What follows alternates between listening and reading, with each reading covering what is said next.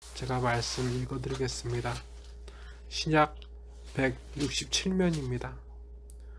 6월절 엿새 전에 예수께서 베다니에 이르시니 이곳은 예수께서 죽은 자 가운데서 살리신 나사로가 있는 곳이라. 거기서 예수를 위하여 잔치할세 마르다는 일을 하고 나사로는 예수와 함께 앉은 자 중에 있더라. 마리아는 지극히 비싼 향유 곧 순전한 나드 한 그릇을 가져다가 예수의 발에 붓고 자기 머리털로 그의 발을 닦으니 향유 냄새가 집에 가득하더라. 제자 중 하나로서 예수를 잡아줄 가룟 유다가 말하되 이 향유를 어찌하여 300데나리온에 팔아 가난한 자들에게 주지 아니하였느냐 하니, 이렇게 말하면 가난한 자를 생각함이 아니요 그는 도둑이라. 돈꾀를 맞고 거기 넣는 것을 훔쳐감이로라. 예수께서 이르시되 그를 가만히 두어 나의 장례할 날을 위하여 그것을 간직하게 하라. 가난한 자들은 항상 너희와 함께 있거니와 나는 항상 있지 아니하리라 하시니라. 아멘. 오늘 말씀을 보게 되면 예수님께서 다시 부활시키신 나사로의 여동생 마리아가 예수님의 머리에 향유를 붓는 것이 이제 나옵니다. 그런데 이 향유의 가치가 얼마인지에 대해서 이제 5절에 나와 있는데, 이 향유를 어찌하여 300데나리온에 팔아 가난한 자들에게 주지 아니하였느냐 하니, 이 말씀을 보게 되면 1데나리온이 노동자의 하루 품삯이라고 보면 300데나리온은 3천만 원에 해당되는 겁니다.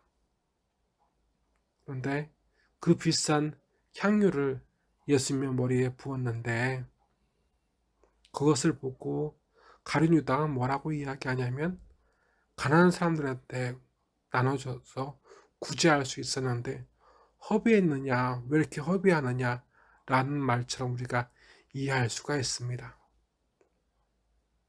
그런데 이 나사로의 마음가짐에 대해서 성령께서는 말씀으로 이렇게 기록하셨습니다. 이렇게 말하면 가난한 자들을 생각함이 아니요 그는 도둑이라. 돈꾀를 맞고 거기 넣는 것을 훔쳐감이로라. 아멘. 성령께서는 이 가룟 유다가 3천만 원이나 되는 그 큰 돈에 대한 욕심으로 이렇게 말했다고 말씀하고 계십니다. 향유를 붓는다는 거, 이스라엘에는 손님을 맞이하게 되면 이제 주인이거나 그 주인의 종들이 그 사람의 손님의 발을 씻어주고 올리브 기름을 머리에다가 찍거나 혹은 바르는 일이 있었습니다. 내가 당신을 존경합니다. 내가 당신을 환영합니다. 그런 의미였어요.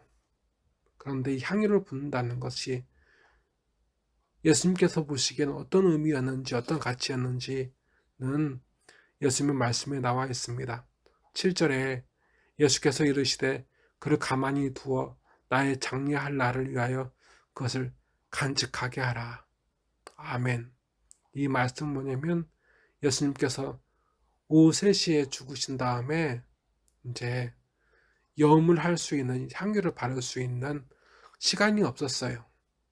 그래서 예수님께서 뭐라 말씀하시냐면, 예수님께서 죽으신 후 매장하기까지 시간이 짧으니까 하나님께서 이렇게 역사하셔서 살아있는 채로 향유를 붓게 하셨다라고 말씀하시는 겁니다. 그러면서 예수님께서는 그리고 이 향유를, 남아있는 그 향유를 간직하게 하라고 말씀하셨어요. 이것을 보게 되면 이 향유가 언제 쓰였는지에 대해서 우리가 생각을 해보면, 추리를 해보면, 예수님께서 부활하셨을 때 여인들이 예수님의 시신에 모략과 향유를 가지고 찾아갔던 때를 생각하면, 그때 이제 이 여자들이 가져갔을 가능성이 있다는 것을 우리가 알 수가 있습니다. 그러면 오늘 하나님께서는 우리에게 무엇을 가르쳐 주시려 하시는 건지 우리가 이제 되짚어 봐야 됩니다. 이 말씀은 무엇을 이야기하고 있는 거냐면 이거예요. 내 안에 하나님의 것이 있는가?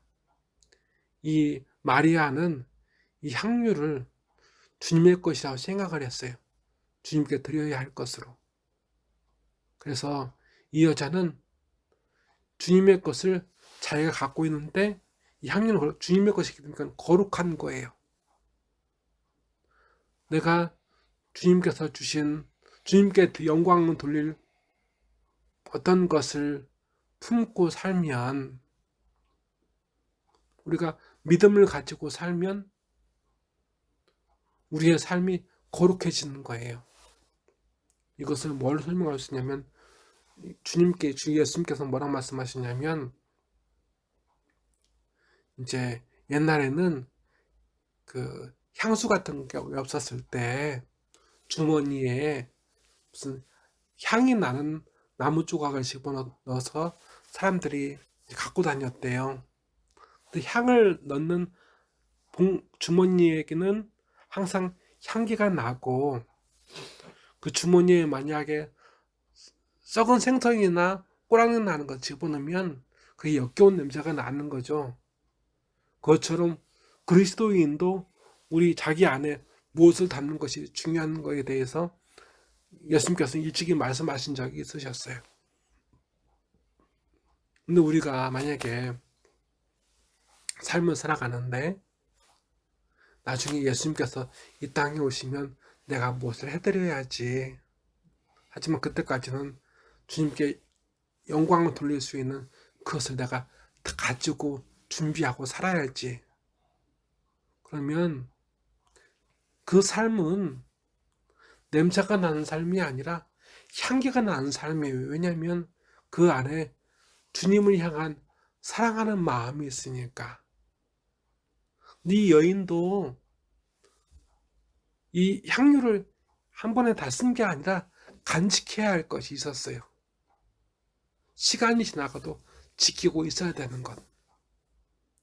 향유를 부었지만 그럼에도 그에게 있는 향유, 그에게 있는 삶이나 꿈이나 그 어떤 것이든 이것은 주님의 거야, 주님을 기쁘시게 해야지, 그 마음을 살아가고 있는 이 마리아의 삶에 대해서 주님은 칭찬하시는 거예요. 근데 이와 반대로 이제 가룟 유다가 나오는데, 이 사람은 주님의 것이 없어요. 예수님과 함께 했는데 이 사람은 주님께 뭘 드려야 하지 않은 마음이 없이 살아왔어요. 내가 중요한 거야. 항상 내가 소유하고 내가 누리고 내가 쉬고 내 모든 것이 중요한 거지 주님과는 상관이 없는 거예요. 가룟 유다는 주님의 제자였고 주님과 가까이 있었어요. 하지만 가룟 유다에게는 주님의 것이 아니라 자기 욕심만 있었어요.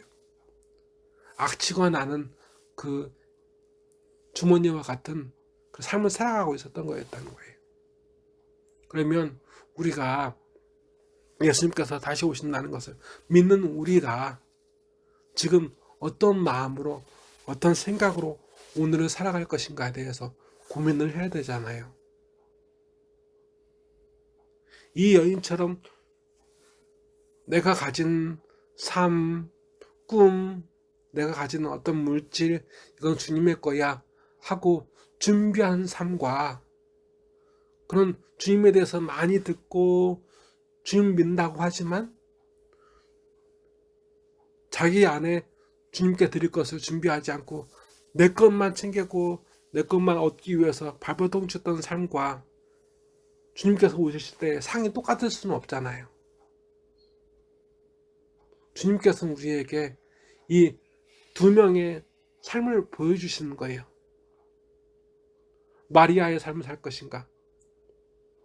거룩한 삶. 왜냐면 거룩한 것이 그 안에 있으니까.